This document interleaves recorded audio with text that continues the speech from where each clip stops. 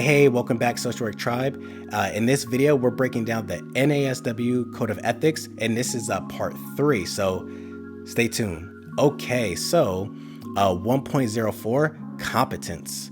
A, social workers should provide services and represent themselves as competent only within the boundaries of their education, training, license, certification, consultation received, a supervised experience, or other relevant professional experience. So saying, hey, if we're not so familiar in it, if we don't have the proper training, the proper education, let's stay away from it. And, a question could come up where what happens if a client contacts us for a service that, again, we're just not as competent in to provide a true service of value? We would want to refer out because, again, let's say someone comes in for eating disorders and we have no experience or just not enough experience to provide a really solid treatment for them, then we will want to let the client know, of course, and refer them out to someone that is competent in that area. B, social workers should provide services in substantive areas or use intervention techniques or approaches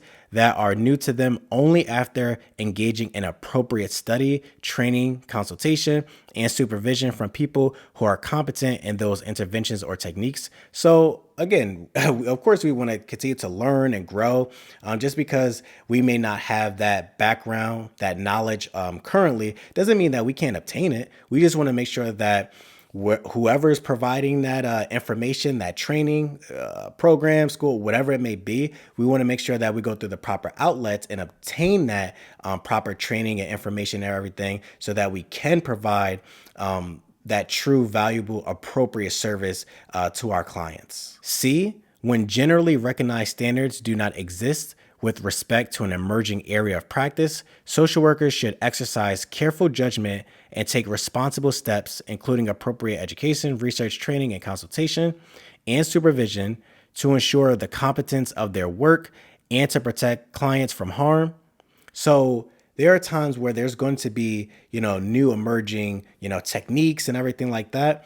We want to use our judgment. We don't want to go into a situation providing services that's kind of like half and half, where it's like, I kind of know, I kind of don't. It's still new, right? We want to do our best to provide the best services possible. D, social workers who use technology in the provision of social work services should ensure that they have the necessary knowledge and skills to provide such services in a competent manner.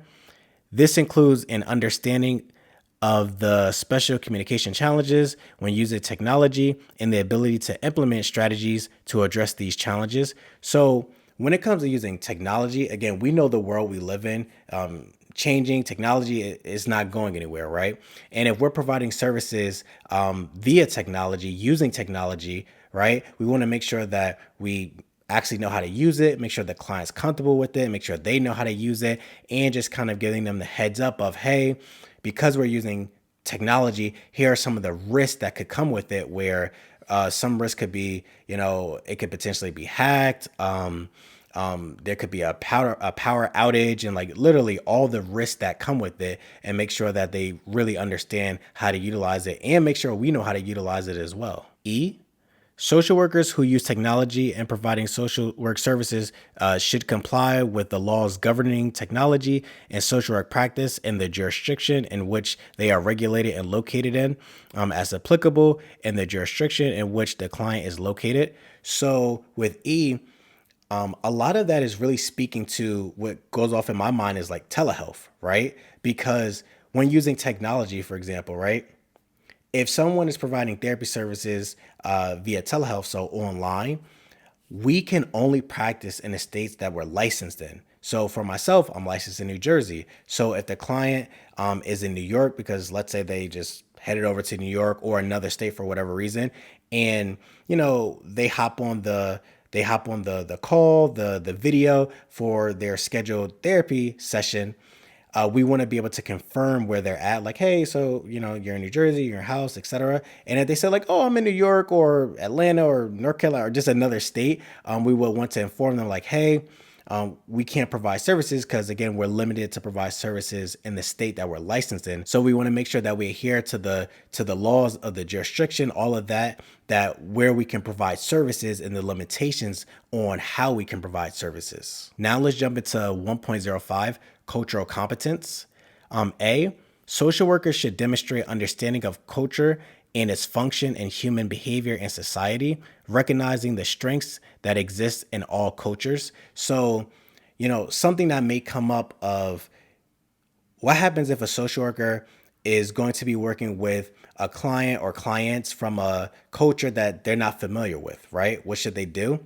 Well, as social workers, we will want to educate ourselves as much as possible about that culture prior to providing services with that person or their family, right? It's not their job to say like, hey, educate me about y'all. Tell me about y'all. What y'all got going on there? This is not to say we can't ask questions or anything like that, but prior to the social worker, we want to educate ourselves as much as possible about that culture if we're going to be working with that culture. B, social workers should demonstrate knowledge that guides practice with clients of various cultures and be able to demonstrate skills in the provision of culturally informed services that empower marginalized individuals and groups. Social workers must take action against oppression, racism, discrimination, and inequities and acknowledge personal privilege.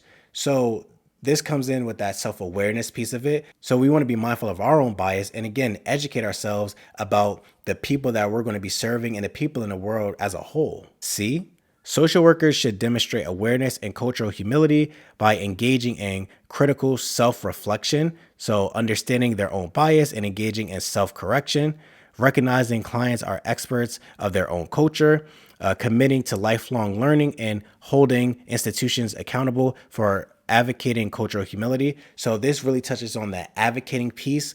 And when it says that critical self-reflection, really being able to look at ourselves and say, hey, are we approaching this person, these group of people, this entire situation from a true helping standpoint? Because again, everyone has a natural bias. We can't see ourselves, like literally we can't see ourselves type of thing. And that includes the behaviors that we're doing, how we're responding to certain things. So we want to be aware as much as possible. So that's why when they say that critical self-reflection to make sure that we're providing services in the most ethical, appropriate way possible. D, social workers should obtain education about and demonstrate understanding of the nature of social diversity and oppression with respect to race, ethnicity, national origin, color, sex, sexual orientation, gender identity or expression, age, marital status, political belief, religion, immigration status, and mental or physical ability. So again, just kind of speaking to, we want to be informed, we want to be educated. And when they say in the previous one, lifelong learning, we don't want to just stop here and that's our limitation of understanding, right? We tend to have a limited mindset if we were to do that.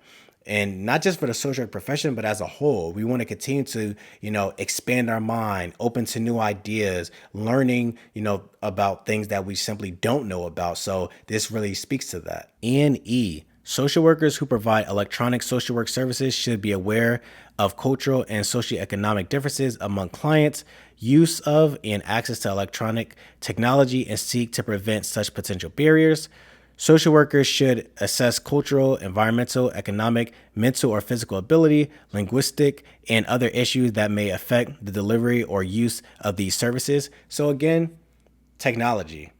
This is the world we live in. It's going to continue to grow, expand, advance, and we want to make sure how, like they mentioned here, the physical, the mental capabilities, any barriers, any challenges, any factors that come up, if we plan to engage in technology use for our services, make sure, of course, the client is okay, comfortable with it, but be able to identify and address any barriers, any challenges that come with, using technology, including those factors when it comes to culture as a whole. So that's really important. Okay, Social Work Tribe, that's it for today's video. Thank you for watching.